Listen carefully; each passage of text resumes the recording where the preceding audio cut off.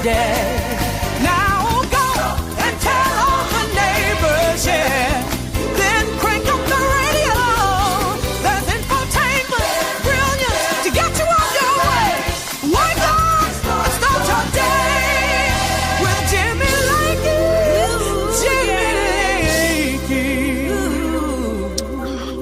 Well, heidi ho, neighbors. How are you, everybody? Good to have you here on the live streamcast. If you're listening to us live, you will know now we're on all the podcast platforms about an hour later. But if you're listening live, you will know it is 8:01 in the morning in the Mountain Time Zone, 10:01 in the morning on the Eastern Time Zone, and just hit 8:02, 8 a.m. back in Mountain and 10:02 in Eastern. You get the idea. So you know what time zone you're in. We're always live if you're listening on the streams that we do, the podcast version of the Lakey Unleashed New podcast. Always welcome to join us live, and there's always a video element on all the platforms of Facebook and Twitter, Rumble, YouTube. We're out there. We ain't hard to find, and would love to have you join us live. But for those of you listening later in the day, hello from the past. I hope you're doing very, very, very well. It is a glorious day the Lord has made, Thursday, the 10th day of April. Lots of news to get to. What have I been telling you for a couple of days? This tariff stuff, President Trump, everybody's going out of the media. Their hair's on fire. We can't stand it. We don't know what to do. Oh, God. And I'm like, everybody just give it a little time, take a deep breath, and have a cigarette or have a cigar. Take a gummy. Whatever you got to do, calm yourself down and watch this play out. How many times has the media come out and just told you that you should be apoplectic and you should be afraid that this is it. This is the time that Donald John Trump is going to destroy the country. They tell you this over and over and over again. And the Trump people say, well, he's got a plan. This is playing chess, etc. And then there's other people say, just calm down. It's all going to work itself out. And sure enough, yesterday, about 1 o'clock in the afternoon, they made it maybe earlier than that. I didn't look at the clock. They came back and said, okay, we got about 75 countries that have lined up and decided to put some trade deals together. So we'll put a 90-day hold on these tariffs. We'll keep you at 10%. And China, by the way, you're screwed. You retaliated, the only country in the world to retaliate against us. And we told you to come to the table. You chose to retaliate. So screw you. You're going to get 125% tariff. Boom, the end. Stock market goes historic highs yesterday as far as recovery. And it was a glorious day. And then you had the same people that have been going apoplectic about Donald Trump putting the tariffs on. I saw people posting, he just did this to make his billionaire rich friends go. And it's like, okay, you're angry at him because he put on the tariffs and you thought he should stop them. But because he stopped the tariffs or paused the tariffs and the stock market recovers and he gets praised for it, now you're angry at how he did it and think that he was colluding with his billionaire friends. Ladies and gentlemen, yesterday was another day in which you had many friends, commentators, and people maybe you follow on social media have exposed themselves, not as intellectuals, not as people who actually have understanding of topics of conversation. They've exposed themselves as mentally deranged people that no matter what Donald Trump does, they're going to be really ticked off about it. Now, if you watched this show yesterday or listened to the show on all the platforms we're on, we talked about the strategy that Trump implemented. Matter of fact, Steve Laffey on the show yesterday. Go back and listen to it, watch it on any of the streams out there. Steve Laffey, real smart fella, to make some of you angry because he has different viewpoints on some of Donald Trump's policies. But I like Steve because he's he knows his stuff and he understands the economy. And sometimes he explains it so much that I don't even know what he's talking about. But I not because I want to look real smart here. But he said, if you go back and listen to the interview with Steve Laffey, he was critical of the Trump tariffs, not because he put tariffs. He said what he should have done day one is slap a 10% tariff on everybody out there and a really big-time tariff on China. Do that the first day in office. That'll get everybody to the table. So 10% across the board on everyone, and then screw China. You can go after them and to high heaven. And sure enough, about 2 hours after the show, I guess they finally got the stream of the show, and that's what Donald Trump did. He did the exact Steve Laffey plan. So those of you that got also hot and bothered about Steve Laffey saying that Donald Trump should do something different, you owe Stevie an apology because Steve, Steve actually called it and said, this is what the policy should be. This is too scattered. And Steve Laffey called it. So again, just because someone has a differing viewpoint than you or Trump, it doesn't mean that they're wrong. And we have a question now on the show, on the program. Does Trump listen to the show? He may not listen to the show. He may listen to Steve Laffey. I don't know, but Steve Laffey exactly to a T. 10%, go 100% above, 125 on China, go after China. But this is what he said should have done this day one, and they wouldn't have all this up and downs and ups and downs. But nevertheless, we think Donald Trump might be listening to the program. So, Mr. President, good morning. How are you? Glad to have you here. I know you watch Fox and Friends. Well, this is Jimmy and Friends. Okay, this is just Jimmy, and here I am on the program. But Mr. President, welcome to the show, and I'm glad we could help you out yesterday because it worked out very well, it looks like. It's just amazing. We'll talk more about this, but I'm just so amazed at how some people haven't figured out that the media, does the media have any credibility? All these talking heads on CNBC, does CNBC have any credibility left? I saw Kramer yesterday and read some of his transcript. And he was trying to save face. I mean, he thought the world was going to come to an end, and this was the end of the world as we know it. And it's all Donald John Trump's fault, and now it's amazing. It's just really absolutely amazing that the media just continues to have their hair on fire mentality, and they're screaming and yelling and cursing, and every time. I mean, has there been a time that the media has not gone apoplectic on Donald Trump or some policy that and they told you should fear for your life, and yet we didn't have to fear for our life? Our Lois says, I give Steve credit when credit is due. Steve gets more credit than you think. Again, it's amazing. Some people, because he dares to critique Donald Trump. And Steve never voted for Donald Trump, but he wishes him well. And that's fine. I like the viewpoint because the guy's real smart on the economy. And you should listen to him. But yeah, he called it right on the show yesterday. And I was in a meeting after the show, and I saw my phone light up that had a missed call from Steve Laffey. And I was busy in meetings and doing the stuff. And so I checked the voicemail, and Steve was out somewhere. And by the way, I invited Steve on the program today to do a victory dance because the exact plan that he said would be the solution to this problem and how you rectify it. And this is how you take the exit ramp. And this is how you should have done this day one. Was 10% on everybody, and a big time tariff on China screwed them to high heaven.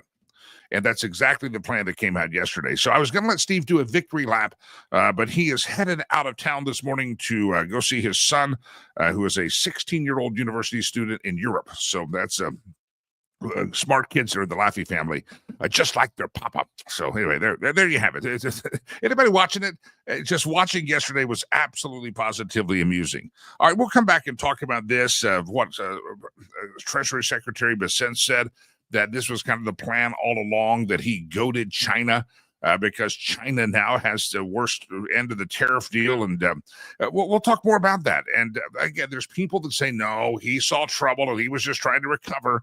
And yet I don't think Trump operates that way. I think Trump always, and people use the phrase 3D chess, but I really think Donald Trump is a skilled negotiator, and he knows how to make a deal. And he knows how to throw the cards on the table. He knows how to walk away from the table. He's like a Kenny Rogers song. You got to know when to hold them, know when to fold them. You know when to walk away. You know when to run. He knows how to make the deal. He wrote a book called The Art of the Deal. And I really think he's a master deal maker. I don't believe this was by accident. I don't believe he saw the T-bills crashing and said, China's not going to buy him. What do we do? Because this exit ramp was executed too perfectly.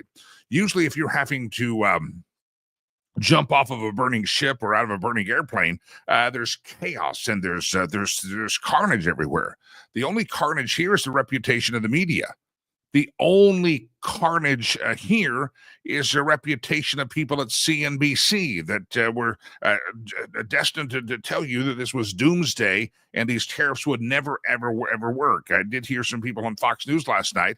I forgot, was it Stephen Moore or somebody? I think economist Stephen Moore, who I've had on my program many times.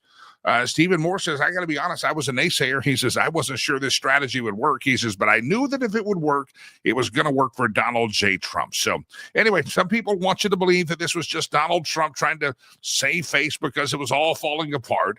But I don't think when something's all falling apart, it doesn't fall back together so neatly and so orderly as to have 75 countries going to give us better trade deals, we think, and to have China caught with the proverbial pants down. So I just don't believe this was chaos and this was the end of the chaos. I believe this was orchestrated, Donald Trump practicing the time of the art of the deal. You tell me what you think. I got a question of the day for you this morning. It has nothing to do with tariffs, nothing to do with tariffs here on the program. You ready for the QOD? We call it the QOD. Read this story and I said, I object, Your Honor, I object. They said, no, it's a real story. It's a real study. I said, Delilah, run this through and make sure it's legitimate. Delilah did, and I think it's fake news. But nevertheless, pets are expensive. We all know that. Everybody has a pet. But a new study has found they're more than worth it. I object, Your Honor. I always get a reputation for not being a pet person. I do have a pet. It's my son's pet. My son headed off to college, and I have Ralphie, the dog. He's a great dog. Sometimes I post a little photo of him when he stares at me and wonders why he's not getting more treats. Because you've already had too many treats. You're going to ruin your appetite. Researchers in England have looked at how much happier we are when we have a pet. And they have managed to put a dollar figure to that happiness. According to the study, this is going to be our question of the day today, and I want you to tell me whether you think this is correct. According to the study, they say having a dog or a cat makes you just as happy as if you were earning an extra $90,000 a year. So the question of the day, would you rather have an extra $90,000 or do you want a pet? And I know there's people out there that would love to have the pet, and the money can't buy happiness, they say, but Fido can. Listen, I'm telling you, I told producer Chad in our pre-show meeting, if somebody comes and knocks on my door here today and says, Brother Lakey, we got an extra $90,000 for you, I'm saying, Ralphie, get the hell out and don't get hit in the road. You're out, buddy, if that's our strategy. It's a real serious question. It's a real study. A dog or cat can make you as happy as if you were earning an extra $90,000 a year. So what that means is if your boss is selfish SOB that's not giving you a pay raise, you'll feel better if you just go get a little pet. And that will make you feel like you have an extra $90,000 a year. Does anybody agree with this? Does anybody really believe this study is absolutely positively true? I'm sorry. I'm not sure. At least, listen, yeah, $5, okay. $10, $20, okay. 20, that's okay. Maybe $100, okay. Sometimes Ralph makes me laugh. But $90,000 a year, I'm sorry. Rich says the $90,000 hands down. Now, here's how I got an idea that this may be the Brits may not know. They may have had tariff head and they couldn't think clearly because they also said this. I'm going to get in trouble here. Arloa, forgive me. All of you lady friends out there, forgive me. I apologize. This is going to get me in trouble. You ready for this?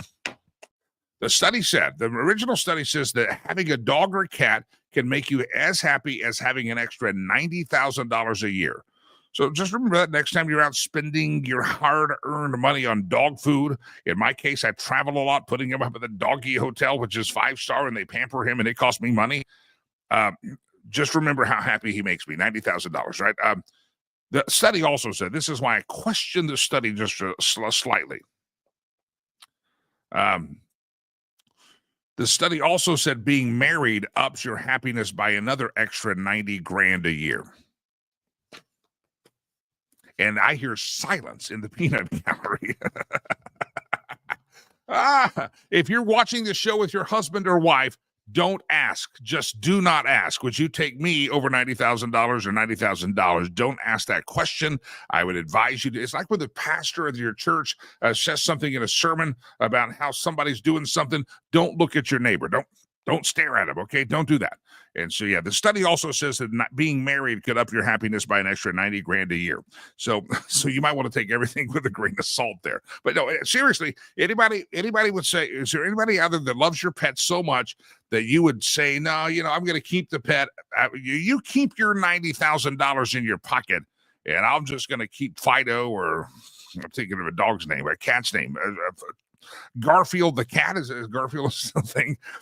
Kevin says money can't buy happiness, watching us on the YouTube you see this morning, but it sure can make things a hell of a lot easier. That's true. Money can't buy happiness. The person who says, a profound person, it might have been me that said this, the person who tells you that money can't buy happiness never bothers to tell you how poverty can.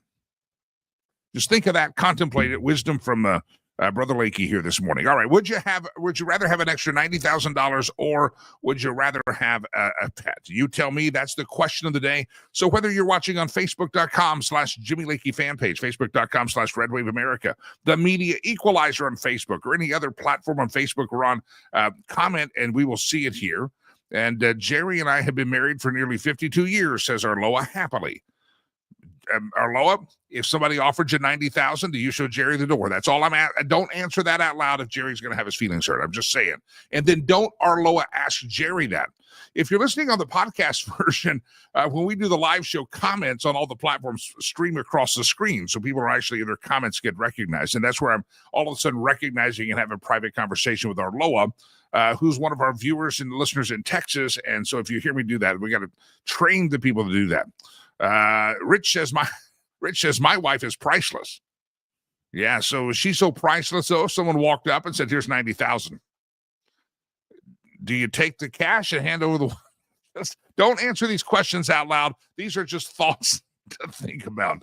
It's one thing to say that you would show Fuzzy the doggy or Fuzzy the catty away, but it's another thing to say you're going to kick the spousal unit out there. Ray says, Jimmy, I wonder how many men, this is also on the YouTube. We got a lot of YouTube streamers this morning. Jimmy, I wonder how many men and women are divorced multiple times would say marriage is better than $90,000.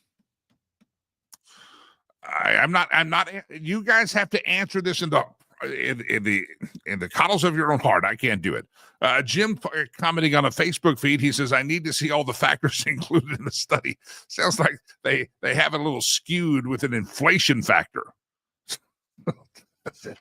Would you rather have a pet or $90,000? Suddenly I feel like we're doing marriage counseling here. $90,000 or a pet? Would you give up your pet for an extra $90,000? Or if your boss doesn't give you a raise, even a $10,000 raise, do you go out and get a pet to assuage your fears and anxiety? I disagree. I think this is fake news. I do disagree.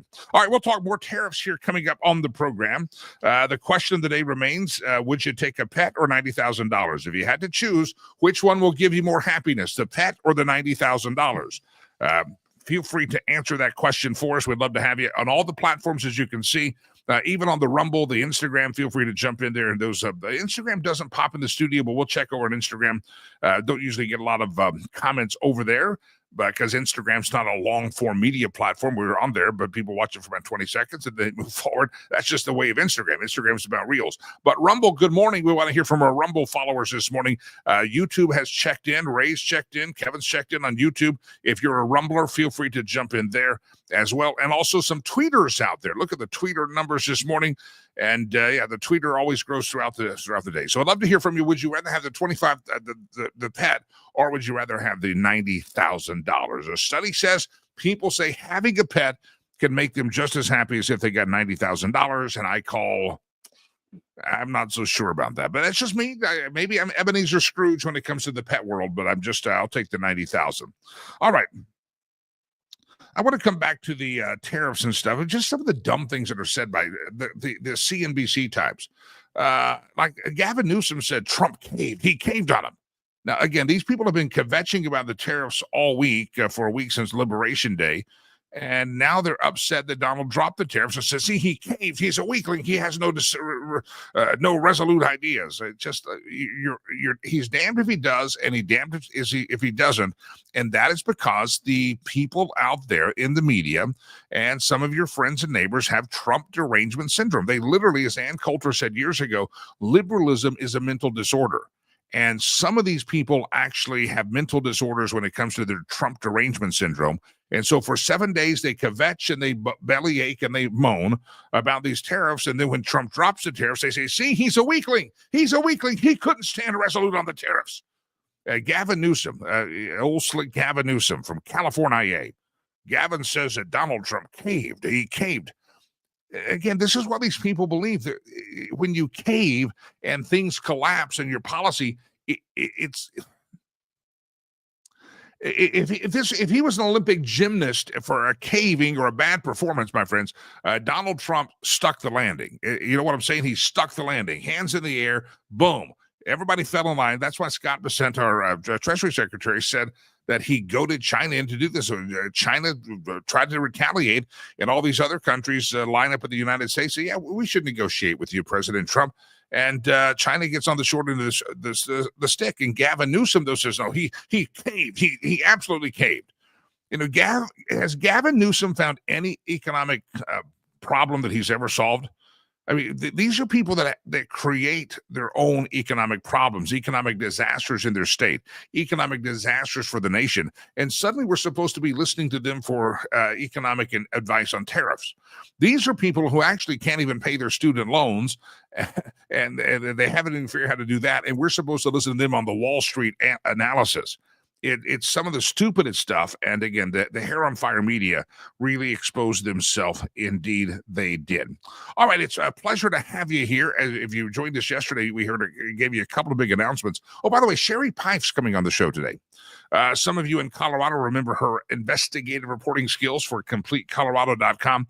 Sherry's coming on in just about 10 minutes or so. She's going to talk about some of the craziness happening at the state legislature. One of them about background checks are going through the roof around every time their state legislature gets into session, because we know we have a bunch of gun-grabbing, anti-constitutional idiots that are elected in the Colorado state legislature. And Sherry Pife has written a story about that I alluded to yesterday, and we'll dive into that here momentarily.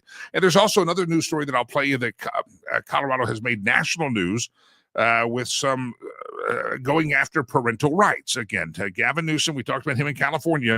Jared Polis, our governor here, are absolute boneheads. They've never solved the fiscal or economic problem. They've only created high cost of living. They've only exacerbated financial distress in their states and the governments that they run. And both of them want to be president. They both want to be president. And both of them don't like parents. They don't like parental rights. They're not for diversity, equity, inclusion. If it's anything outside of their bat crap crazy world, they're coexist bumper sticker means they'll coexist with anybody except somebody that maybe reads the Bible, has traditional values, and not for abortion. They can't coexist with you. They'll try to destroy you. So we're going to go after to talk about the Colorado State Legislature here in just a couple of seconds, and we will dive into that with Sherry Pife from CompleteColorado.com. And some of you out of state say, why should I care about what's happening in Colorado? Because these bills are all the same. The things that they try to pass in California, these are activists. This is their agenda. This is their religion that they're trying to carry out in our state. And so they would love to carry it out in your state. If you're in Missouri, if you're in Kansas, if you're in North Dakota, the crazies, the bad crap, crazy, demonic at times liberals would love to carry out these same sickening ideas in your area. But they can't, because you have governors and legislatures that are not possessed by Beelzebub. Well, we have governors and legislators here that manifest daily, and probably holy water and garlic would really freak them out. And they're trying to do a lot of dumb stuff. So that's why we point out this is what the enemy's doing. And they're not just doing it in Colorado. They're going to do it in California, do it in Seattle. They do it in Washington, Oregon. You get the idea. So we'll talk to Sherry Pife here in just a second.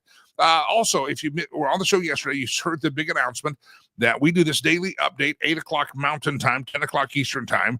That would make it 9 o'clock for the Central Time and 7 o'clock Pacific Time in the morning.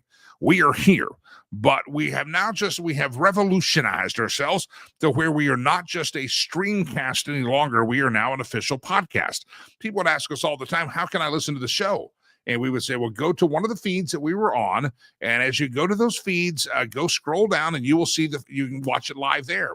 And people did that. We were gracious for people doing that. Our numbers improved every afternoon, but we know a lot of people watch live, but some people just watch later in the day. But in fact, the majority of the people that watched it were views later in the day when people had extra time, maybe a lunch break or something. Well, we decided that starting yesterday, it all started yesterday, that every time we finish this show, it goes about an hour and 15 minutes. And once we finish this daily update, this very stream of this very show, the audio will end up on our new podcast page called Jimmy Lakey Unleashed. And it's you can find it at iHeart Media. You can subscribe, like the page, subscribe, whatever your platform. If you're on Podbean, Apple Podcast, this show every day drops as a live replay, but it's a podcast and it drops out every day. Similar like my old radio show. Some of you follow the old podcast from my radio show. That's all they did. The producer would take the show and pump it up as a podcast. They called that a podcast. Well, that's what we're doing here, but it's not. Wait, there's more. We're also doing something very, very special, in that if you were a Patreon subscriber, your Patreon billing has been paused. We are removing that. You will never, ever, ever be charged on Patreon again. That page will slowly fade to the darkness because all of the paid interviews behind the paywall, we're going to release them as free podcast assets. So right now, we've been talking about this interview I did with Robert Tannenbaum about the JFK assassination. He wrote a book called That Day in Dallas, and it's subtitled Lee Harvey Oswald Did Not Kill JFK. Well, that was behind the paywall when we released it, but then we made the change, and it's no longer behind the paywall. And this is why several days ago, maybe you didn't even notice it, we paused your billing on the Patreon page. So none of you, that's $9.95 you're going to get back in your budget. And we're not charging you for it, but we do ask in turn for that. Would you do us a favor and go like our new podcast pages on all the platforms? So you can find it now on Spotify. We're out there. It's just called Jimmy Lakey. Look at my name, Unleashed, and you'll see it in all of these shows. So if you're missing it, miss the show, you can just go to have it pop in every day as a subscription on the podcast. We appreciate you doing that. And by the way, if you are listening just to the podcast audio version, and maybe it's 3:00 in the afternoon where you're at, and you're saying, wow, sounds like you're doing this show live. We are doing this show live, and you can join us on several Facebook feeds, Twitter feeds, Rumble feeds, Instagram feeds. We're live across America every morning from 8:00 in the Mountain Time Zone, 10:00 in the Eastern Time Zone. So if you're just listening to the streamcast or the podcast, come back and see us live, and you see video, and you will see how good I look. You will see how fantastic some of you might be careful because some of you would stumble in your walk with the Lord if you had to stare this too much. So be very careful. I don't want to cause you to stumble. I really don't. But you're welcome to come join us live if you're listening to the streamcast. All right, mentioning the Patreon page, which is going bye-bye, and all the assets there are slowly being put out. We've done 20 or 30 interviews since this show started a couple of months ago, and they're long-form interviews. Some of them we can't put out on YouTube or YouTube channel, which we're also going to update a little bit more with some of these interviews. Some of them we can't put the topics up because the tube that starts with a U still believes in censorship. And if you mention anything about the little effer Dr. Fauci, or you say too much about Robert F. Kennedy or vaccinations, the tube that starts with a U will shut your butt down. We have been suspended multiple times in our first few weeks of operation from the YouTube. Right now, we've been operating on good behavior. But again, the streamcast, all that stuff is going free. And this is the one that, again, this was dropped this week, but you need to go see it. It's about JFK and his battle with the CIA and just all the things that were happening at the time. And he was dealing with the deep state. He was dealing with his, quote, intelligence and State Department going out there and making foreign policy privately, and yet it wasn't the official foreign policy of the United States. And so he shut down some agencies that were misspending some money. There was a Schlesinger memo that you read about that. Alan Dulles, who the Dulles Airport is named after, was part of the cabal. In my humble opinion, they should not name an airport after Alan Dulles. And the CIA, they were working against the Kennedy White House, and Kennedy was at war with them. And Kennedy ended up getting assassinated. We learned from the recent JFK files that the CIA did have international assassination programs. You got to watch this interview. It's now free. It's no paywall for it. This is just a snippet of my interview with Mr. Tannenbaum, who wrote a book called That Day in Dallas. Lee Harvey Oswald Did Not Kill John F. Kennedy. And I want you, this is a snippet of it. These are all now free. Just go to any of the streaming platforms out there, iHeartRadio, Spotify, Apple Podcasts, wherever you listen to fine podcasts. Look up Jimmy Lakey Unleashed, and all the daily shows and these long-form interviews are also populating there even as we speak. Here's a tease of what you may find on that JFK interview we did last week, and it just dropped this week, and it's about the CIA and John F. Kennedy. Watch it. 1963, the Secret Service and the FBI found that Kennedy and Connally were hit with two separate bullets. They didn't say separate guns. They said separate bullets. And both of them were shot. Both Kennedy and Connally were hit between 1.9 seconds of each other. Now, you know what's coming up. Zapruder frame is 18.3 frames per second. If Kennedy and Connolly were hit at a separation of 1.9 seconds, guess what cannot be used as the murder weapon? The Mannlicher Carcano. Why? Because the Mannlicher Carcano takes 2.3 seconds to go through the manual bolt action necessary to fire separate successive shots. So now they're out. They just lost their murder weapon. You get the idea, my friends. I'm over here in the corner. See me over there? Yeah, let me pull that down. You get the idea, but he talks about in that the CIA and the operations of the CIA and how the CIA was active in Dallas that day. And he actually came back in the 80s and 90s and helped reinvestigate the Kennedy assassination. You can go watch it. It's free now. I'm not pushing the Patreon page at $9.95 a month. We paused that billing about 4 or 5 days ago. And you get all that money to keep it every month. And we're putting all those on the new stream platforms. iHeartRadio said, just look up Jimmy Lakey Unleashed. All right, let me bring into the news, into the studio, I should say, covering the news of the craziness of the state legislature in Colorado. It's Miss Sherry Pife. She writes for a great website called CompleteColorado.com, a great investigative journalist. And I was watching the news the other day. They're talking about parental rights bills that are being fast-tracked through the state legislature. I'll get to that. I'll play you some Fox News national coverage on that in just a moment. But we talked about an article she wrote yesterday about background checks in Colorado going up every time the state legislature gets in session because everybody knows their liberties could go away. Please welcome crack investigative reporter Sherry Pife. Good morning, Sherry. Hello. How are you? Doing great. Thanks, Jimmy. How are you? I'm very well. Welcome into the Lakey Unleashed streamcast and now podcast. So we're glad to have you. Folks who listen to the old radio days and remember your voice, your name, and your great reporting and conversation. So let's dive into it. You put out a piece yesterday that it's not just this year, but it seems like there's a trend when the Colorado legislature gets together. People say, well, they're going to take my Second Amendment rights. I better go get another gun. I think every gun shop in Colorado probably should put Jared Polis in the legislature as Employee of the Month. You know, I don't disagree at all. And it's actually kind of funny because if Democrats in Colorado are trying to keep guns out of the hands of people, technically what they're doing is they're flooding the market in Colorado with guns because, yeah, it's a big trend. It started right around the same time as COVID hit when all this started. And COVID was the largest year so far, but we're on track to beat that year already this month with the number of gun background checks that have gone through already. You know, it's a combination of a couple of things. A, all the legislation, all the people rushing to the stores to buy new guns. And B, back during COVID, everybody rushed out and grabbed their concealed carry permit. And June 1st of this year, a law that went into effect last year for new requirements for concealed carry permits goes into effect.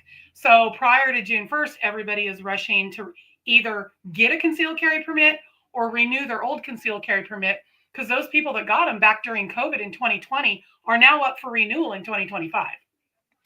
Wow, it's let me ask you, we keep thinking, and maybe we're just holding out hope against all hope, that Jared Polis, our governor, because he wants a national platform, might sometimes tell his crazy legislature, hey, here's a stamp, it's called a veto.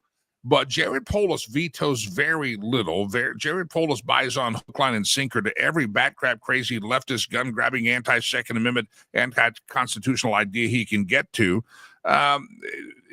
We haven't seen any sign. Have you seen any sign of a more moderate Jared Polis who portrayed himself as a libertarian type? He's just crazy. He signs all this stuff. You know, no, I haven't. And I think, you know, I don't know how many people are aware of his relationship with the governor up north in Wyoming.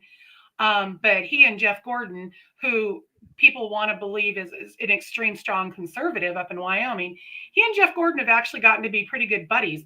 And they have wheeled and dealed on a lot of stuff between Wyoming and Colorado the last few years. Well, Mark Gordon has a habit of just letting things go into law, not signing them and just letting them go into law because he didn't sign them.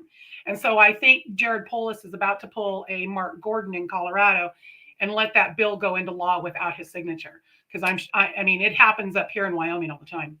Yeah, Mark Gordon did that recently on the voters a voting bill, and he said, "Well, I couldn't sign it because I don't think it's constitutional, but I let it sit there." So, Exactly. And that's exactly it. He also did the same thing with, while Colorado is passing all of these strict gun laws, Wyoming passed a bill that would remove safe spaces. So effective July 1st, you're going to be able to conceal carry in K-12 institutions, higher education institutions. He also let that one go into law without his signature. It's very, and it sounds like that's what's going to happen with this bill in Colorado. Jared's just going to let it go into law without signing it. I do not see him vetoing this at all. I would really hope that he does, but I just don't have any faith. And this is a bill that, for those of you that are maybe joining us, we watch our Tuesday shows with Laura Carno. Carno talks a lot about this bill. This basically would give us some of the most restrictive gun laws in America, especially when it comes to gun ownership and background checks and training. It would make you'd have to go through 2 days of training in some cases, which if you're just a single mom out there trying to make a living and get a permit, you don't have 2 days to spare to get a babysitter. So they're really trying to. These are bills that hurt the poorest among us. They absolutely do. And yeah, the reason, and on top of that, it's putting the onerous on doing this on people that already have jobs that they have to do, that they don't, when I talked to Sheriff Reams in Weld County for this story, he said the same thing. His department is slammed and there is no mechanism in place that is going to help speed up this process, help get this stuff accomplished, because there are just too many steps in the process now to be able to acquire a firearm in Colorado. And all of the onerous on making sure that those processes are followed is being placed on departments and divisions that already have jobs to do. I find it amazing. Every year, legislature gets together. It seems like dozens. I think this time there's 7 or 8 bills or 10 bills that have been passed, and most of them restricting gun rights. That of all the problems we have in Colorado, we can't fix our roads, our potholes suck, our schools aren't performing even as well as they were before COVID. That our legislators here, and I'm sure it's this way in other states, the liberal legislature gets down there and says, well, what can I do to make everybody's life better? Oh, let's go after gun owners. And you're like, well, what about the kids in the public school? What about the roads that need to be widened? What about? But no, they focus on guns as if it's a part of their religion. They think it's going to cure everything, and we have gotten to this focus where that is all that, or this point in society where that's all they focus on in Colorado anymore. They honestly think it's going to cure all of the problems, and you're right, and our schools are some of the worst schools in America. Our roads. Every time I come back into Colorado, I just cringe when I cross over the border because the highways are a disaster. The taxes down there. I just posted something on my Facebook the other day about the difference in the cost of living between the two states. And I actually had the state treasurer of Colorado, Dave Young, come onto my Facebook page and give me a link to another document that Colorado put out showing that Wyoming is able to keep all of its expenses low because the amount of taxes that they bring into their general revenue, the percentage from oil and gas production is much higher than that in Colorado. I thought I was going to die laughing because why is that? Well, that's because Democrats in Colorado killed the oil and gas industry. Yeah. And I came back and I said, really, Dave, you really want me to believe that this is a tax issue for oil and gas? But that everything right now is about ruining people's lives, and they start with guns, and then they move to Tabor, and then they move to the kids in the schools. This transgender bill that's going through right now that is going to take away kids' parental rights, is out of control if you don't let your child transgender at 7. Yeah. Let me play this audio. This is a video from Fox News. This is Fox News reporting. Again, I say this. I know we watch throughout the day through all over across America. Now that we're doing the podcast version of this now, even more listeners coming on. And you say, why are you talking about so much about Colorado? I live in Alabama. Well, because this is the craziness that is happening in the state of Colorado. Be aware, you've got crazies in your state that would love to do the same thing. You're just not living in the minority of you're not. They're in the minority and you're not in your state. But it's also very important important that we warn America about this buffoon named Jared Polis that's going to run for president in a couple of years, and he's going to portray himself to be a moderate or a libertarian type guy. And Jared Polis has done more. I've been here over 25 years in Colorado, and the last 6 years, 7 years, Colorado has gone down the keister quicker than at any other span when I've been here, and it all is on the back of Jared Polis has destroyed a great state. Sherry, I'm going to play this audio from Fox News, but the video from Fox News. But Jared's also the guy that will portray himself as something as a libertarian, but we lead the nation still to this day in stolen car, bank robberies. You think of Chicago and the murders, there's a hell of a lot of other crimes that Colorado, under the leadership of Jared Polis, who wants to be president, leads the nation in. So be careful. If you're going to vacation, don't go to downtown Denver. Don't do it. You're risking life and limb down there. I don't even think kids should do tours of the state capitol anymore. It's become such a cesspool down there. All right, here we go. This is Fox News reporting on the craziness of Colorado. Heating up in the state of Colorado, state Democrats passed new bills aimed at protecting the rights of transgender children. But Republicans say they have given judges the power to strip children from their parents if the child is so-called dead named or misgendered. Let's bring in Chris Richardson. He is a Colorado state representative who was speaking out against this. So this is a bill, again, telling people, more specifically parents, what they can and cannot say. And according to your colleagues and yourself, infringing upon parental rights. What are your concerns? Well, absolutely. It's a bad policy, a bad procedure to push it through on Friday afternoon and then for a very short period of time of discussion on Sunday. The whole notion of adding what's called dead naming and misgendering as coercive control to be considered by the courts when you're deciding on parental rights is just wrong. These are very...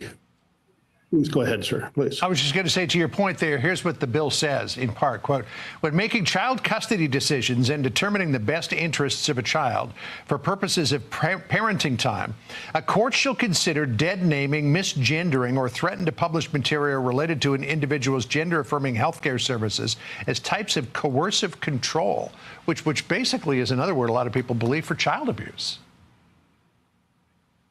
Yes, sir. And it's absolutely wrong. These are very complex, family-centric, child-centric discussion. Parents will be dealing with completely unknown territory. They're trying to come to terms with something that's very different and concerning to them. And that goes on that report of Fox News. It makes national news and how crazy Colorado has become. And Sherry, he mentioned that they introduced the bill kind of on Friday, and they fast-tracked it, and I guess before parents could even learn about this or groups could learn about this, while everybody else was out maybe at a house of worship or taking a day off, they held the legislature in session on a Sunday so that they could pass this crazy, crazy bill. Well, and if you look back in historically since COVID, that is how they've gotten away with a lot of this stuff, is because the laws that were put in place during COVID that would allow them to do like remote voting and all this other stuff, they're still using those to this date.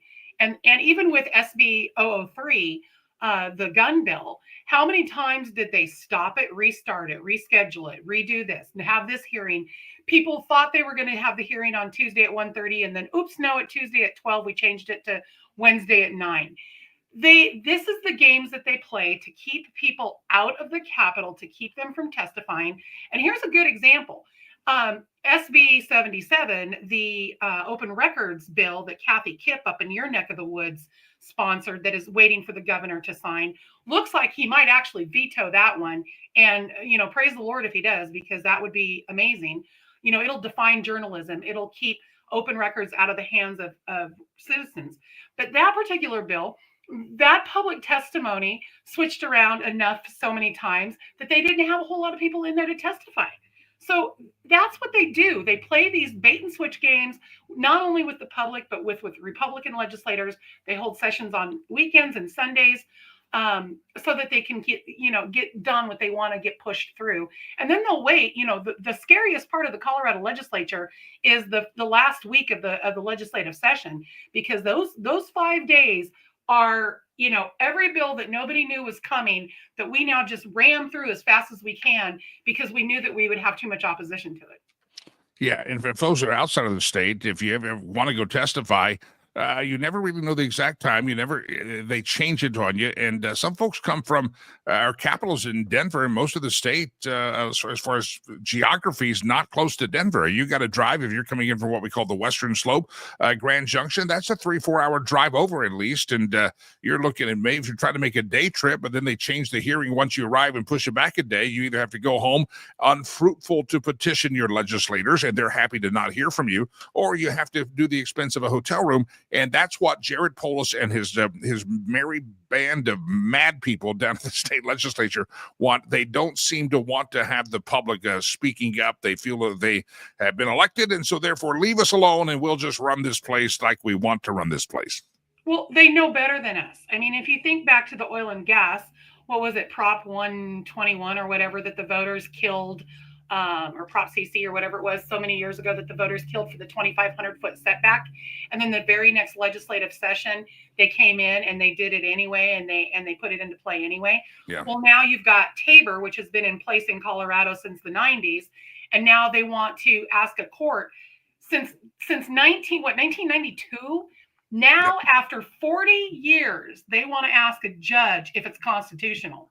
It's been constitutional for 40 years, but they need more money to spend. And every time they go to the ballot box and they ask voters for more money, voters say no. That $1 billion deficit this year, but they continue to spend money putting in place all of these gun bills. 22 gun bills, I think, was the last count that I had. 22, and 18 of those are restricting your rights. And almost every single one of those has a fiscal note on it. They're $1 billion short on their budget. They have a balanced budget amendment that they have to make, yet they continue to put all these bills in place. Yeah. Another thing, warning America about Jared Polis when he decides to run. He's going to say he dropped income taxes in the state. He did not. Those were voter ballot initiatives put on by Independence Institute, John Caldera, our good friend. We put those on the ballot. Colorado passed those, the ballot direct democracy, because Jared Polis, no way in hell he would sign that. But now he wants to because he's a disingenuous something. He claims credit, and he'll try to run for president saying we dropped income tax and payroll taxes in Colorado. Well, he didn't do it. The voters did it. Well, and if you think back to when Jared ran his first term, he was not supported by the teachers union in the primary. The teachers union and most educational organizations came out very heavily against him because he wasn't quite far enough left for them, far enough progressive for him. And in the meantime, since he's been elected, look at all of the bills that he's put into place, and now this one coming up on this dead naming that he has continued to sign. But he goes, you're right, he goes on national television, he pretends to look like he's centric or libertarian of some sorts, and the national media is buying into it. And there's actually a joke, and I don't know how big of a joke it is, but it's a joke going around that when he does finally run for president, it will be part of the Uniparty, and it'll be in combination with Mark Gordon up here in Wyoming, and those two will come to each other on the Uniparty run, because they want everybody to believe they're center, and they're not. They're not. And America will get to meet Marlin. That's going to be a real treat for him too. So that's going to be very, very exciting. Sherry, it's great to talk to you. We'll have you back on more often now they're up and going, and appreciate you hopping on here this morning. I must take a break, but thanks for being a part of the program in this glorious day the Lord has made. Sherry Pipe, CompleteColorado.com, CompleteColorado.com. She's got a couple of pieces up there right now at CompleteColorado.com, and one is about those background checks and America's and the Colorado's fear of their own state legislature. All right, everybody stand by. We're going to take a break. We're going to come back. Jay Ratliff's coming up here in just a few minutes. Jay Ratliff, aviation travel expert. Yeah, everybody stick around. There is more to come. Lakey Unleashed. Good morning. I'll be right back. I promise you. I'm not going anywhere. 1 Hour Heating and Air Conditioning is on call 24/7, even on weekends and holidays. We pride ourselves in our on-time guarantees. In addition to installation and repairs, we offer maintenance services. So no matter when you need us, you can always count on 1 Hour Heating and Air Conditioning to keep your system running. Check out our family of brands for all of your service needs, including electrical and plumbing. Our heating and air conditioning. I'm an ex-drug dealer, and I'll be your sub today.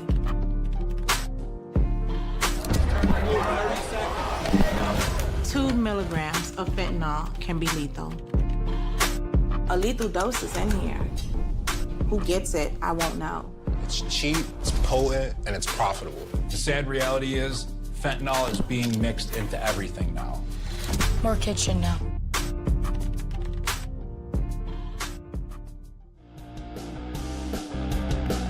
All right, told you I wasn't going anywhere, and here I am, Jimmy Lakey Unleashed. Don't forget, the new formats of the show allow us to, as soon as this show is done, live, which we're live right now when I'm saying this, but some of you listening later in the day, we won't be live. We're live 8 o'clock Mountain Time, 10 o'clock Eastern Time.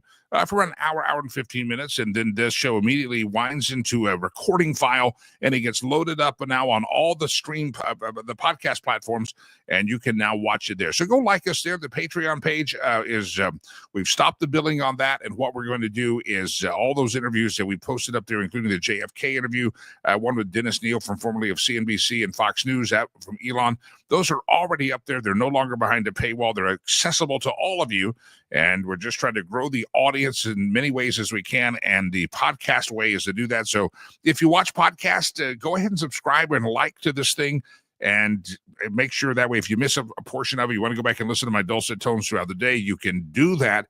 Again, iHeartRadio, the iHeart app, the Apple Podcast, there's Podbean, there's so many, Spotify. We're now there. Just search up my name, Jimmy Lakey, and it is the Unleashed podcast. I have another one out there called The Critical Mission that we're going to make some changes on that here real soon as well. So go like both of them, but subscribe, and that way they're automatically, it helps our numbers when you subscribe, to be quite selfish and honest, but it also puts this easily, if in case you miss it, you're not at your computer, it's right there on your listening device, and so it's now a podcast as well as a streamcasting. Good morning. And if you're just listening to the podcast version, always join us if you'd like to, bright and early in the morning, 7 o'clock Pacific time, 8 o'clock Mountain Time, 9 o'clock Central Time, and you get the idea. On the East Coast, that puts you about 10 o'clock. We go live. It's video, and you can see all the stuff that happens here. And YouTube covers it, Facebook, Twitter, we're live. So if you're listening to the podcast, come back and watch us live. If you're listening to live, make sure you subscribe and like the podcast. We appreciate you doing that indeed. Sherry Pife and I just mentioned John Caldera Independence Institute. He has a great piece up also at CompleteColorado.com about what is dead naming. Have you heard this phrase? This is the new phrase that... in fact, let me pull up a piece. I'll post this up on my Facebook page, facebook.com/Jimmy Lakey fan page. But here's what John Caldera, who runs Independence Institute, those of us in Colorado know him well, said, do you remember liberals, those principled freaks of yesteryear, out of step with mainstream society by demanding free speech for all, including those they didn't like? Usually all Democrats, they fought for and won the right to burn the American flag. Even though it offended most citizens, they were so principled in defending a liberal culture that they fought for neo-Nazis' right to parade in places like Skokie, Illinois, because even despicable people have the right to say what they want, the way they want to say it. These liberals angered both social conservatives and feminists by protecting pornographers like Larry Flint of the Skin Rag Hustler, even though they were greatly offended by his misogyny and vulgarity in his pages. These liberals laughed at jokes by censored comics like Lenny Bruce. They fought for school libraries to have copies of Huckleberry Finn, even though it was replete with the N-word. They populated organizations like the ACLU and People for the American Way. But these Democrats passed a long time ago. Are you old enough to remember them? Here's a good test. Have you ever heard or said the phrase, I disagree with what you say, but defend to the death your right to say it? If the answer is yes, good chance you're in a retirement home. Or maybe this one, fill in the blank. The ends don't justify the Well, the answer we were looking for was means. The ends don't justify the means. Modern progressives, the party of Jared Polis and the backcrap crazy AOC and Bernie Sanders, they have rewritten the sacred pledge to the ends justify everything and anything. Are there still liberal Democrats in Colorado like UFO sightings? There are rumors of their existence, but no verifiable proof. If they exist, they're afraid to speak up for fear of being canceled by their socialist, coerced speech overlords now in power. And what a shame it is, too. Free speech has never been under attack like it is now.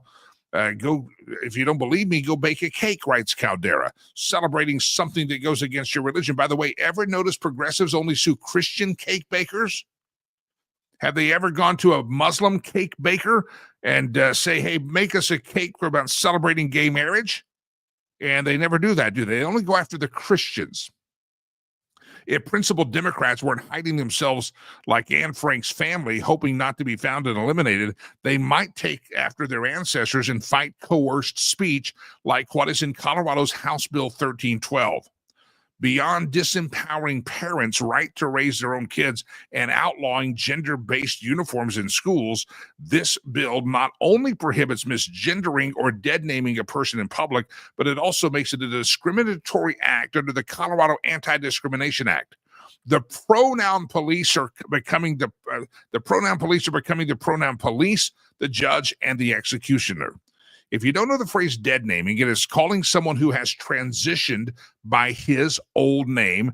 And with this bill, hasn't even officially changed his name. If you still call him by the old name, even though it's his official name, you can be prosecuted or called a dead namer. Misgendering means referring to a man with gender dysphoria who identifies as a woman as well as a man. In other words, the law would criminalize telling the truth. That's worth noting. The coercion-crazed progressive left is so maniacal and so out of control in Colorado that they're making speaking the truth a crime. Calling a biological male by the word man would be an unlawful discriminatory act. The truth teller would be open to unknown cost, legal hassles, and punishment in Colorado. This is what's in 1312, by the way. The House Bill 1312. They're passing it now. Under the cover of darkness, they're trying to do this. He said, Caldera says, let's go down the rabbit hole with Alice for a moment and imagine when a man identifies as a woman, his chromosomes magically change from XY to XX. Calling him a man would then be a hurtful lie. Wait, didn't the neo-Nazis in Skokie do basically the same thing? They said hurtful things, lying, that races were genetically inferior. Back then, Democrats fought for the free speech so Nazis could lie. Today, they coerce speech and make truth a hate crime. Though calling a trans woman a biological man will become a crime, it will still be encouraged to call those of us who don't use pronouns, ignorant, hater, and fascist. Democrat liberals of yesterday used to call that a double standard when you chilled the free speech. But back then, a candy bar cost a dime. And back then, Jared Polis wasn't running the damn state. I got to put that piece up there. You need to spread the word, all of you Coloradoans out there. That's a piece written at CompleteColorado.com by John Caldera, who's the president of the Independence Institute, free market think tank in Denver. But again, this is what's happening in Colorado. Misgendering, mislabeling, or using a, quote, dead naming will actually be a crime committed in Colorado. House Bill 1312, and you think the state legislature is boring, and you think, I don't pay attention. I only get angry at Chuck Schumer. You ought to get angry at the jackasses that are down at the Golden Dome of Dummies that are trying to make your free speech criminal, and you stating truth as criminal if you don't go along with the silliness of using someone's fake pronouns just because they have a mental problem.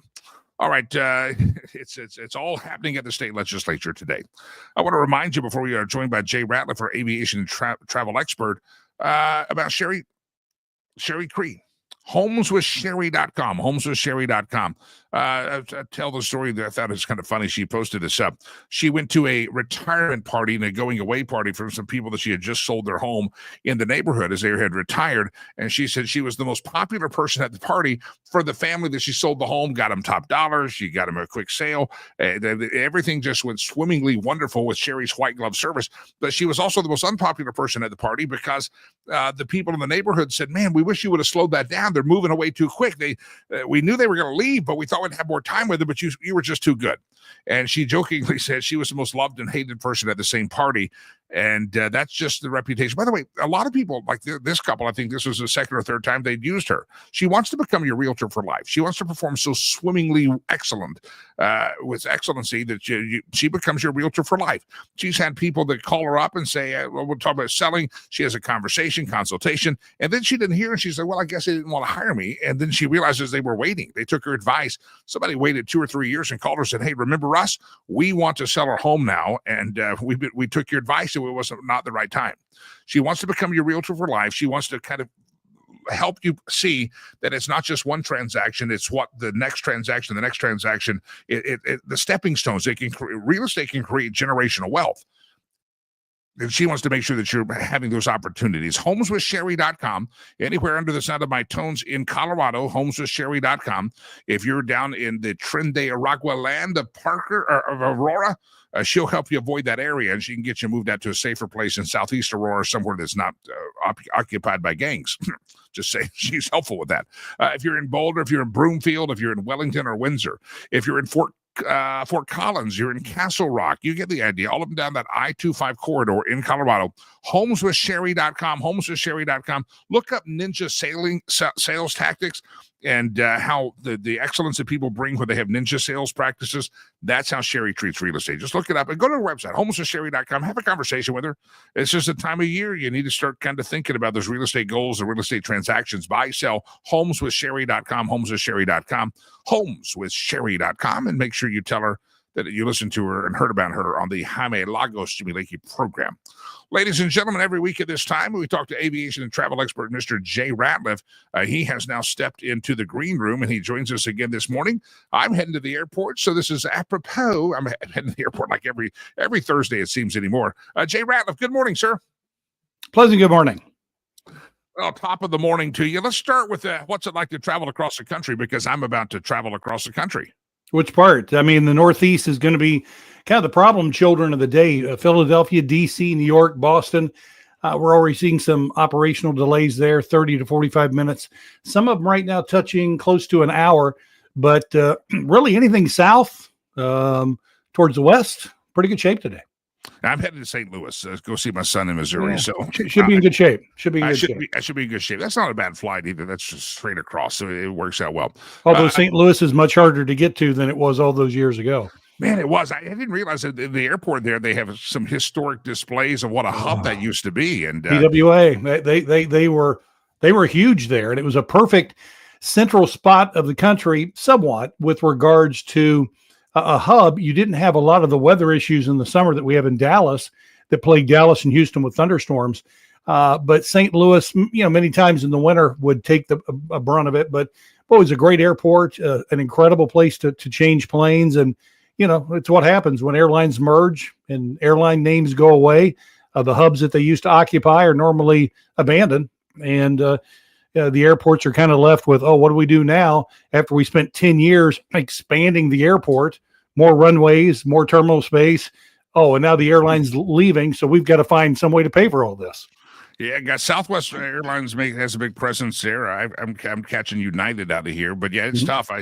It's a tough one. When my son's coming anywhere but home, it's okay. Can we get there? You're always a connector. It's not really a hub. All right, Jay Ratliff, let's talk. We always say every week there's a story about some passenger gone crazy on an airplane, screwing things up, and we have another one. But this one wasn't just get off the plane. You're in trouble. This caused a big delay. Oh, it's huge. And it was some idiot that was on a JFK to Milan flight. And, if you're going to Milan, Italy, you're sitting back, relaxed, and you're like, leave the U.S. behind, headed to Italy. I'm going to feel really good about this. You're 4 hours into the flight, and all of a sudden this passenger gets into a verbal altercation with the flight attendant that becomes physical. And it gets to the point that the passengers around him find out that this guy is having a meltdown because the meal he requested wasn't available. So this entire commotion is taking place because this moron didn't get his meal. And, most airline food doesn't taste that good anyway. So if anything, you should be thanking them. But look, I understand when you're looking forward to that. So then he charges the cockpit because, the captain is obviously very concerned with the fact that this guy didn't get his meal. And obviously he got nowhere near the cockpit, but you had passengers helping the flight attendants to restrain. There was no air marshal on board. They were asking for volunteers, military, law enforcement, anyone that could assist so they could subdue this guy. But because it became a security issue over the Atlantic, the captain then declares a security protocol. So he's got to get to the nearest airport, normally one that's served by American Airlines. So they turn right around and go all the way back to New York, 4 hours. They land, they get this guy off. He's detained. I hope arrested. I don't know if he's going to be charged. We'll have to wait and see. Probably not. He won't be flying American Airlines anymore. But, here's what happens. You're a passenger on that flight. You're 4 hours into the flight. Now you have to go 4 hours back to New York. You spent 8 hours on the airplane. You've not gotten anywhere. They have to put you up overnight. You come back the next day. And by the time you take off, it's 16 hours after the original scheduled departure date. So you had one individual mess it up, not only for everybody on that flight, but everybody who's waiting on that aircraft in Milan and points beyond, where the flight was probably canceled because of this one individual. Now, the Federal Aviation Administration will probably step in, I would think, with a nice hefty fine, $10,000, $20,000, I hope. Again, he'll be banned on flying American Airlines, but you and I've talked about this for years.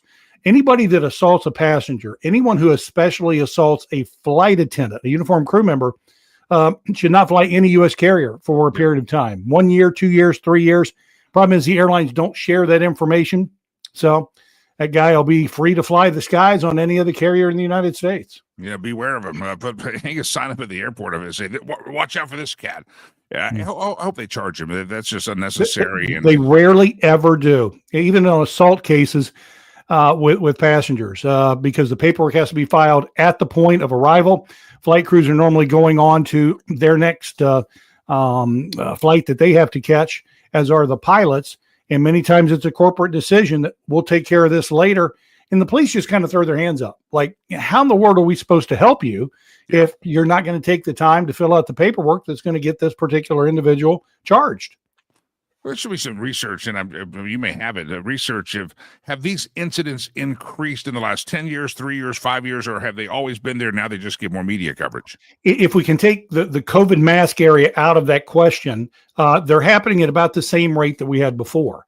Obviously, during the mask years, these were going through the roof. And of course, obviously now with everyone having the ability to make a video or to post pictures and something goes viral immediately, these instances are discussed much more. Now, hopefully, the increase of the reports of these will lead the airlines and the FAA and the Department of Transportation to make some of those necessary changes to prevent people who assault individuals. I'm not talking about a verbal argument back and forth. That happens. But the idea that you are going to physically assault someone, you've lost your right to fly, as far as I'm concerned, for at least it should be a minimum of 2 to 3 years. Yeah, I would agree. Let's do another story you sent over to me. I had not heard this story, that evidently the government has found an airline they're going to contract with for their ICE deportation flights. And some people say, how dare you take this government business? We're going to boycott you. Yep. It's a Vuelo Airlines. They've been through 3 or 4 name changes. And they're a low-cost carrier. They were tapped by the Department of Homeland Security to take care of the ICE deportation. And the airline, of course, is coming under a great deal of fire because there's a lot of people that don't agree with that, removing hardened criminals from the United States. So they want to organize a boycott. They certainly, look, we live in a country that you can do that. But you're having a lot of city officials, elected officials, Democrats, for the most part, that are in a lot of the cities where this airline flies. And what's happening is a lot of those elected officials are saying, look, we gave this airline an incentive for flying in and out of our airport. And we should remove that incentive, because if they're going to do this, something we don't agree with, then they shouldn't be getting any assistance from us as a city. So the airline's under a great deal of heat. The president of the airline is saying, look, it's a way for us to generate money as an airline. We want to do that. Someone's going to be doing this, so it might as well be us. And we're happy to serve and to, do what needs to be done. So they're not really flinching. They're going to continue doing what they're doing. because again, somebody's got to do it. And they stepped up and said, we'll take the job. The very tolerant left that used to have bumper stickers that say coexist. A private business, you're trying to make some money, and yet we're going to make your life hell because we don't like the way you made money. They've come a long ways. All right, real quick, we've talked about emotional support animals and people, jumping on planes with dogs and cats and weasels. The pet policy is, in my humble opinion, got a little bit out of hand. Story in Puerto Rico, a woman got stranded there with her emotional support pet. Yeah, this was she originally started in Frontier in New York, flying JFK to Puerto Rico. She arrives at the airport with a rather large parrot, and she's got all the documentation required by Frontier. She went to the website, find out exactly what was needed, got there early.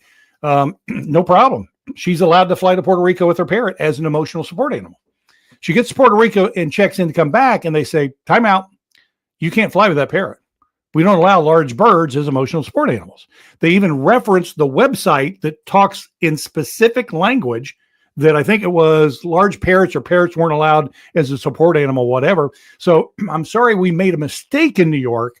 You're going to have to get rid of the bird if you expect to get on the plane. In other words, leave your support animal behind and get on the plane and we'll fly home. And she's like, I'm not leaving my pet, my emotional support animal, because you made a mistake. So she's been stranded in Puerto Rico. Now, this story's a few days old. I've yet to see an update today to see if Frontier has finally stepped up, and I'm sure they have, to try to find a way to correct the mistake they made in allowing this individual to board a plane with an animal that should not have been allowed. And, the idea that somebody would say, leave the animal behind is about as heartless as it can be, because for a lot of these people, it's like a child to them. It's something, parrots live for a long time. So this could be a big part of the family. And the idea, the recommendation, the suggestion to simply leave it behind and hop on the airplane was something that was quite insulting to the passenger, and I can see why.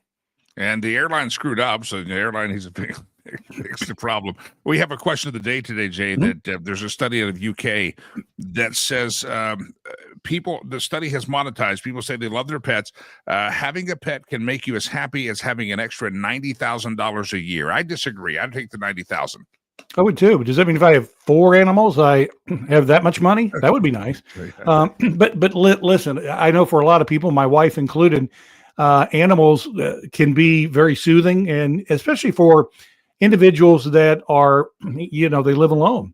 Having a pet that they can come home to help relax. I would think that over the course of the span of the 10 years or whatever that animal may be with an individual, that it probably is that beneficial just from a health standpoint as far as health costs and things. So I wouldn't consider that an obscene number at all. But I prefer to have my wife than a dog or a cat. But they also, same study said being married ups your happiness by an extra $90,000 a year. So you got 180,000. You got a dog and a wife. I think, okay, well, I don't have a dog. I've got a cat. I wonder if a cat gives me that 90,000. I don't know, but I think a lot of times animals are underrated. And, as a business, occasionally we support various shelters where a lot of these abused animals are housed before they're rescued. And I think that's a great cause. So I don't know that I'm an incredibly big animal lover, but I really appreciate those that are, and we try to help them as we can. Real quick, I know you got to run, but you watched the market yesterday, big gains yesterday. JRatliff.com is all about day trade, daytradefund.com. Give me your observation, what we watched yesterday, and how's it bouncing today? I mean, it was a motion run amok the last few days. And, I was asked so many times across the country, oh my gosh, Jay, what should we do? And I say, nothing. If you're investing long-term, don't allow an event to change what you're doing. And sadly, there were so many people that saw the fear and all the television reports about, oh my gosh, this is going to crash, blah, blah, blah, that they went in and sold a lot of the securities they had, only to find out a couple of days later, boom, it's back up close to where it was at. If you've got a long-term approach to the market, which I do not have, I like to hold stocks 8 minutes, not 8 years. But if you've got that long-term buy, hold, and pray approach, give it time. And if you're 10, 15 years from retirement and the market does see a correction of any kind, event-driven like this, or simply going through a natural drop as we have occasionally, all you're doing is you buy shares of a stock. Is you're buying shares at a cheaper price than what you were a few months ago. So as the stock market recovers, as we hope it does, you're now benefiting because of the fact that you bought stocks that were on sale. You're simply doing what Warren Buffett does. Warren, I think in February of this year, was under a great deal of criticism from a lot of people that were telling the fifth richest man on the planet. And I'm sorry, I don't know how you could tell somebody what he's doing wrong here, but you've got too much money on the sidelines, $344 billion. Don't you know, Warren, that money should be in the market because look at the market. It's going up and up and up and up. And he's like, nope, I wait for stocks to go on sale. That's when I use my money. That's how he became the fifth richest person. Now, I don't know if he bought any stocks on this latest dip or not, but it could be. But for the people that think, okay, the tariff, it's over. No, it's not. We still have this 90-day window, and we've got to wait and see.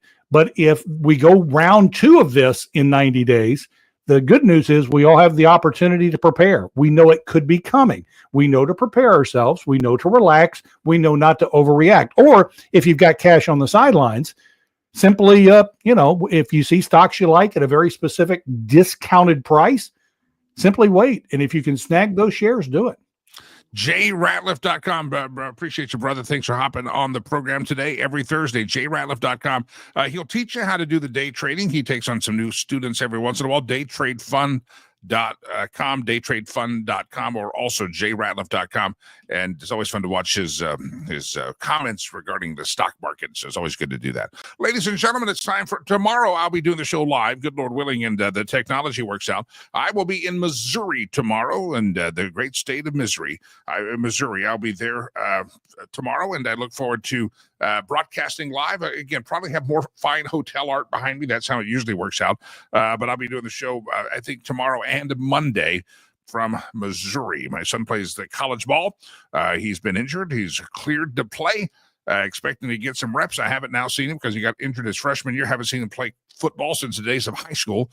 And so I'm heading out to Missouri to spend some time with my son and to watch a college football spring game. So that's what I'll be in Missouri for. All right, ladies and gentlemen, round and round the world we go. We spin the wheel. Where we steal the memes from, no one knows. If you're just listening to the audio version of this, I'm sorry, you're missing out on the live version with the memes. We call Meme Roulette, and we do stolen memes, and we steal memes shamelessly. Here's Pajama Boy, Volodymyr Zelensky. And this is true. A picture of Volodymyr Zelensky. It says, it's wild how this dude dropped out of the news cycle faster than a transgender mass shooter. That's true. That's very true. Remember that Nashville shooter? We never heard of it. Don't know anything. Shoot, what about the shooter in Butler, Pennsylvania? They cremated his body faster than they could get JFK's body out of Dallas on the day of that assassination attempt. A lot of strange. Some of these shooters just disappear. Volodymyr Zelensky. Okay, round around the world we go. Where we steal the memes from, no one knows. I'll describe this one as a meme that says, whoever said you can't make this stuff up obviously never worked for CNN, MSNBC, ABC, CBS, NBC, NPR, or the Washington Post.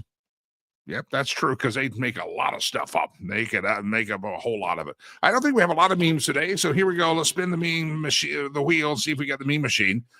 Here's a little kitty cat speaking to us. It says, I'm so out of shape that if somebody else run for your life, I'll be like, you guys go on ahead. I'm going to meet Jesus. So if somebody said, run for your life, you guys going ahead, I'm going to go meet Jesus. Let's see, we got one more, I think. Around and around the world we go. Where we steal the memes from, no one knows.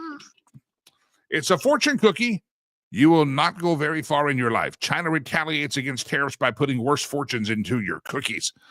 Watch out for those fortune cookies. It could get real disastrous here real soon as the Chinese start to retaliate against us. They don't like us and our tariffs. I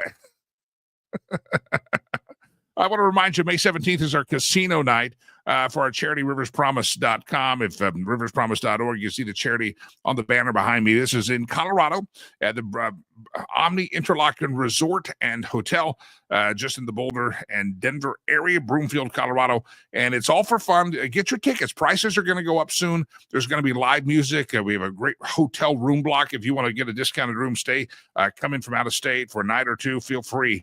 It's riverspromise.org, riverspromise.com. And we'd like to thank the folks at Budget Home Supply in Longmont for being our title sponsor of that. Buy a table, bring your whole company, bring some of your friends, and it's all for a good cause, all for charity.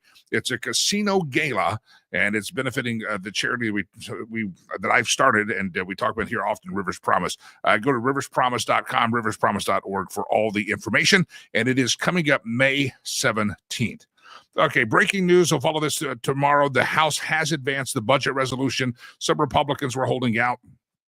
And so basically this begins the debate and allows them to start going line by line. And so they advanced a budget resolution. It's one part of the process, and the House Republicans were holding out, some of them, because they say it didn't trim enough from the budget, but Mike Johnson worked with them. Trump made some calls, and everybody seems to be on the same page. And it looks like a win for Trump, as this is the TV screen, as the House advances a budget resolution. Ladies and gentlemen, it has been a pleasure. Thanks to Sherry Pye for being on the program, Jay Ratliff. Thanks, Corey Clinton, 1 Hour Heating and Air Conditioning. Sherry Cree, homeswithsherry.com. All of the great friends we have out there. Hello, Lehman Lewis Financial Group. We love you as well. All of you. If you'd like to learn that, be on the program, sponsor us, feel free, info@jimmylakey.com. I mean this from the bottom of my heart. I am Jimmy Lakey. I'll be back broadcasting tomorrow, not from the House of Lakey Entertainment Towers, but I'll be in the great state of Missouri, the Show Me State. Until we meet again, God bless you. God bless America. I am Jimmy Lakey. Peace. I'm out.